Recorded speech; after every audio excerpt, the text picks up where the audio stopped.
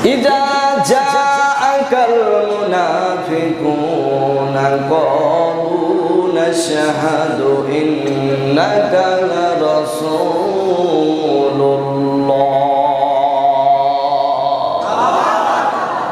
তারা যখন নবীর কাছে উপস্থিত হয় তখন তারা বলে, আমরা ইমানদার, আমরা ঈমান এনেছি, রাসূলকে আমরা নেতা হিসেবে মানি।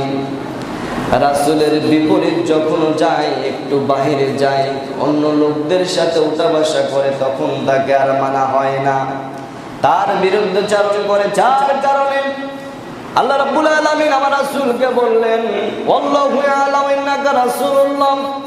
যে আল্লাহ পৃথিবীর সৃষ্টি করেছে, জান্নাত জাহান্নাম তৈরি করেছে, সৃষ্টি করেছে, সে আল্লাহ সাক্ষ্য দিচ্ছে, আল্লাহু ইয়ালামু ইন্নাকা রাসূলুল্লাহ। আল্লাহ সাক্ষ্য দিচ্ছে মুহাম্মদ আল্লাহর বান্দা ও রাসূল। জোরে বলেন আল্লাহু আকবার।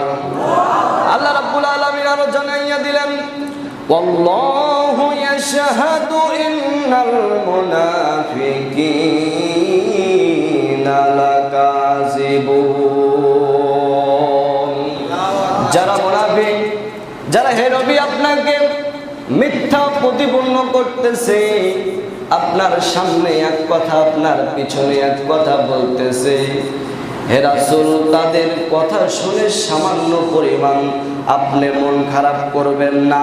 কেন করবেন না? তারা মুখে যে কথা, বাহ্যিকভাবে যেই কথা বলতেছে তার কোনো সত্যতা নেই। সান্ত্বনা দিচ্ছেন আমার রাসূলকে, তিনি কে? আল্লাহ রাব্বুল আলামিন জানাইয়া দিলেন, মুনাফিকদের এমন স্বভাব হবে, এমন অভ্যাস হবে, এমন তাদের ব্যবহার হবে, মানুষ তাদের দেখে মগ্ন হয়ে যাবে, মানুষ তাদেরকে বিশ্বাস করতে বাধ্য হবে।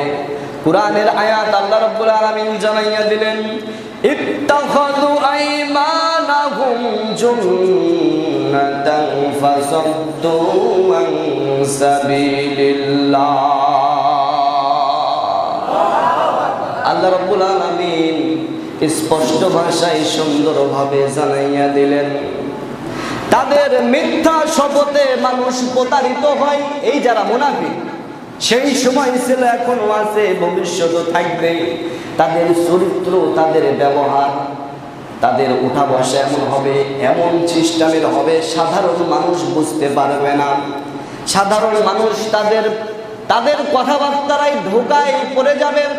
আল্লাহ রাব্বুল আলামিন নিজেই জানাইয়া দিলেন, এটাও হবে। ইত্তাখাযু আইমানাহুম জুন্নাতান ফাসাদ্দু আন সাবিলিল্লাহ। আল্লাহ রাব্বুল আলামিন নিজেই জানাইয়া দিলেন, যারা মুনাফিক হবে, যারা মুনাফিক সকালে এক কথা, বিকালে এক কথা বলবে, তাদের ব্যবহার এমন হবে, সাধারণ মানুষ দেখে বিশ্বাস করবে, বিশ্বাস করে ঢুকাই পড়ে যাবে। সেই সব মুনাফিক থেকে আল্লাহ আমাদের হেদায়েত করুন। আমরা সকলেই বলি আল্লাহুম্মা আমিন। আল্লাহ রাব্বুল আলামিন জানাইয়া দিলেন, ফাসাদ্দু আন সাবিলিল্লাহি ইন্নাহুম সাআ মা কানু ইয়ামালুন। মুসলিমদের মধ্যে সবচাইতে বড় রোগ হলো, সবচাইতে ক্ষতিকর রোগ হলো এই মুনাফিক। আর মুনাফিক যারা, তারাই বড় ক্ষতিগ্রস্ত। জোরে কন্না নাউজুবিল্লাহ।